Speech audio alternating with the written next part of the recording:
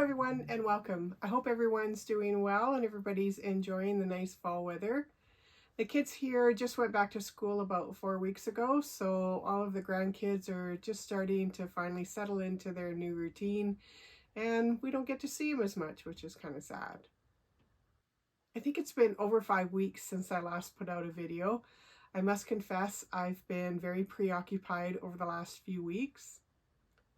I've been researching a new project that I'm going to be starting here on the channel. I'm not going to give too many details away today, but stay tuned because in the next video, we're going to start something brand new. In today's video, I'm going to be staying in the study.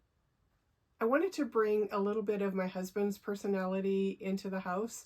I know it's my dream house, but in my dream house, I think he's probably going to live there too. So what I've done is I've taken one of his prized possessions, which is this model ship, and I'm going to make a miniature of the miniature. And then I'm going to display it on the new bookshelf that I've made. I hope you like it, and let's get started.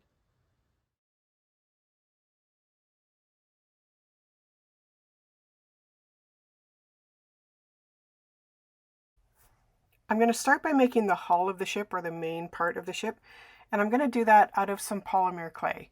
Now, there's lots of creators out there who do just some incredible things with polymer clay. They make some of the most realistic, really cool little projects. I am not one of those people. I haven't really used polymer clay a lot. I've done a few small things, but it's definitely something that I want to do a little bit more of and get a little better at. So I'm just starting by conditioning the clay, and then I'm going to shape out, if I can, the hull of the ship.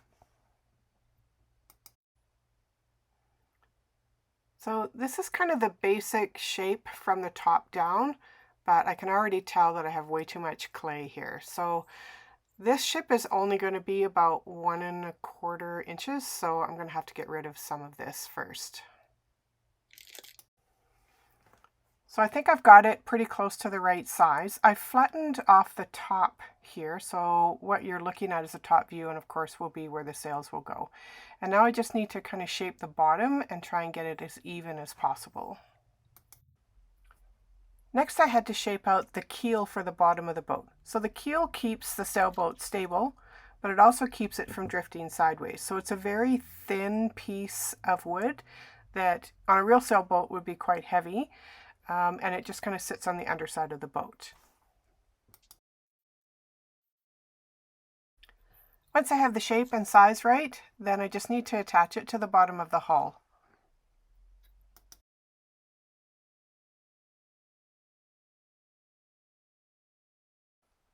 I'm using this rubber clay tool to blend the clay from the keel up into the hull. Now that I have the shape the way I want it, I'll just pick it up and show you a little bit closer view of what it looks like on the bottom.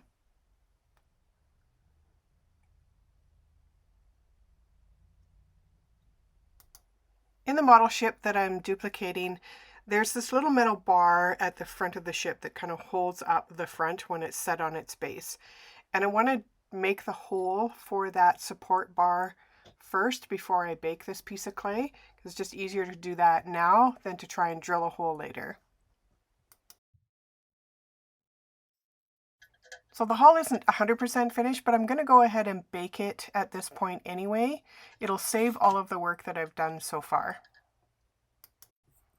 Now that it's been baked, I can manhandle it a little bit, so I'm going to go ahead and just take some really fine grained sandpaper and file it off so that it's all nice and smooth. Now obviously the top of a ship is not completely flat. There has to be a barrier there so that things don't go flying off of the top of the ship. So I'm going to create a little bit of a barrier wall to put around the outside perimeter of the top of the hull.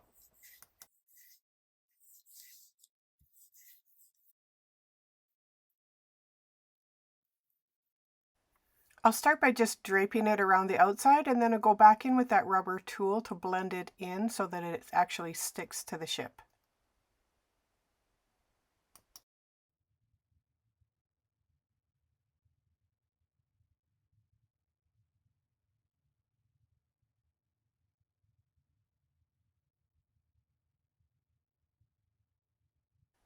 After blending the outside, then I had to go back in on the inside and blend it in and shape it in here as well.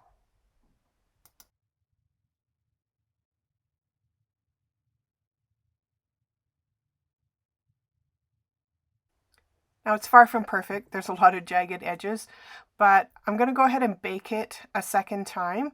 And then once it's baked, I can go in with some sandpaper and straighten out some of those edges. The nice thing about polymer clay is that you can bake a piece multiple times and then just save each step as you go. So next I'm going to make the base that the ship will sit on. So I've just cut out a piece of wood that's about 1.25 inches long by about 3/8 of an inch, maybe not even that much, maybe even 1/4 of an inch wide. And I'm just taking some sandpaper and sanding off one edge, or the top edge, all the way around that piece of wood.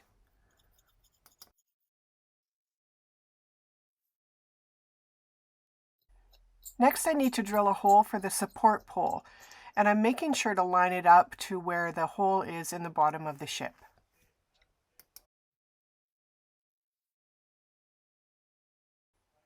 Before I glue anything together, I want to test it, make sure that the support pole is the right length, and make sure that it all kind of fits together. I also decided it would probably be a good idea to paint these pieces before I went any farther. So on the ship model that we have, the base of it is made of this, it's almost like a reddish brown, kind of like cherry wood kind of a look to it. Now I didn't have that particular kind of wood to make the base, but I was able to paint it a reddish brown and kind of give it that same look. Most of the hull, or the main body of the ship, was that same reddish brown color, but I did want to add a little bit of a different color around the top, so I'm taping off that section just using some painter's tape.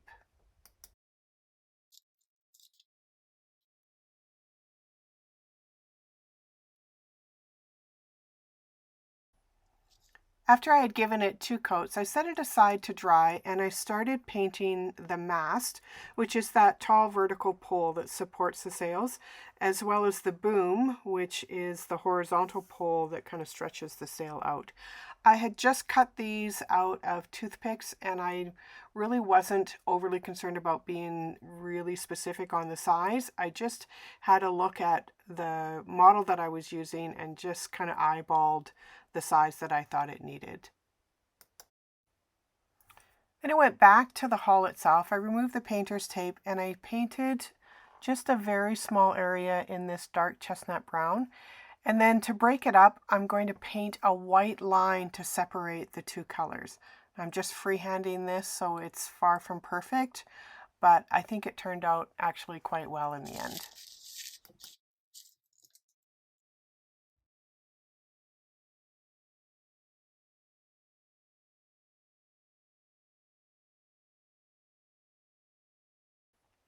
And then finally went in and painted the deck as well. For a newbie who has no idea what she's doing, I thought it turned out pretty good. I think it's finally time to put the whole thing together. And in case I didn't mention it earlier, the support bar is just made out of a piece of paper clip. I'll glue that piece in first, just with a little bit of jewelry glue.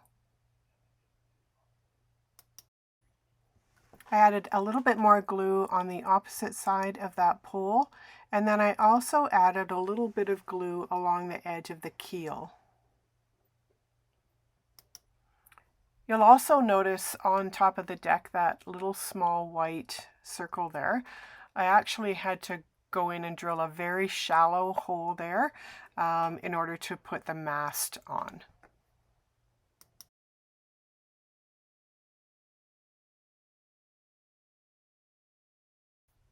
Okay, moving on. So the next thing that I needed to do was to glue together some of these little pieces of toothpick in order to make the mast and the boom and other various shapes so that I could accommodate some of the sails that I needed to make. Now, if you are a sailor or know a lot about these kinds of ships, I apologize. They're probably not aesthetically correct, but Again, I was just using the model that I have and just putting them together as best I could.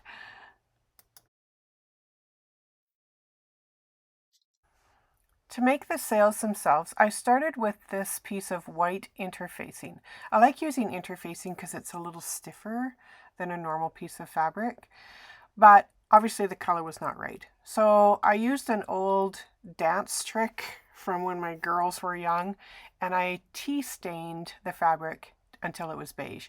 Now, if you've never done that, it's pretty simple. Make yourself a cup of black tea, no sugar.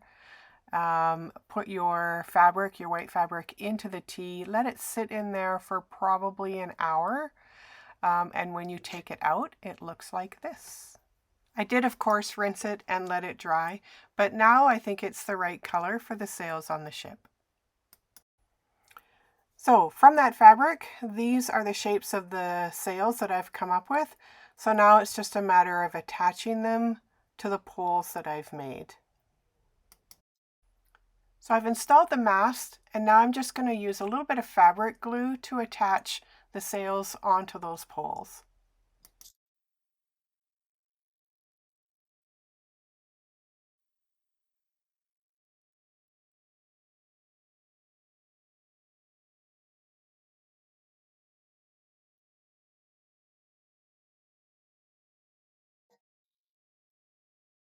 So with the sails in place, I'm not sure if you can really see it, but on the left-hand side, there's actually two sails there that are kind of doubled up. And I will still need to add some rope to give it a more authentic look. I also wanted to add some things onto the deck. So I've just cut out just some small, tiny little pieces of wood in various shapes, and I've painted them, and I'll add them to the deck as well.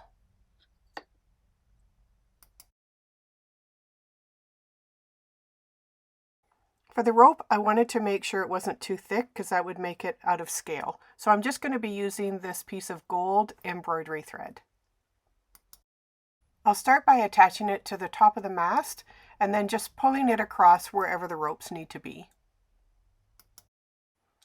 I was having a tough time getting it to stay on the top of the mast, so I'm just adding a little bit of glue to the top, just make it a little bit sticky, and then I'm able to then wrap it around the top.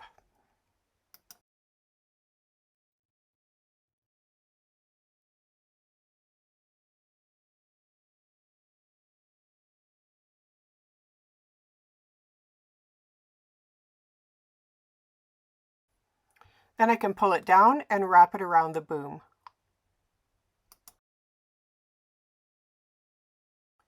A few more wraps in a few other directions, and I think I'm going to call it here. So now the ship is finished, and I just need to put it on the bookshelf.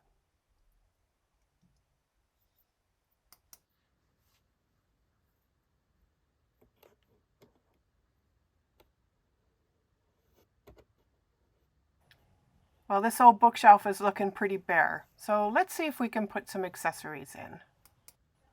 Here's the painting that I was talking about in the previous video. This is a Saskatchewan sunrise.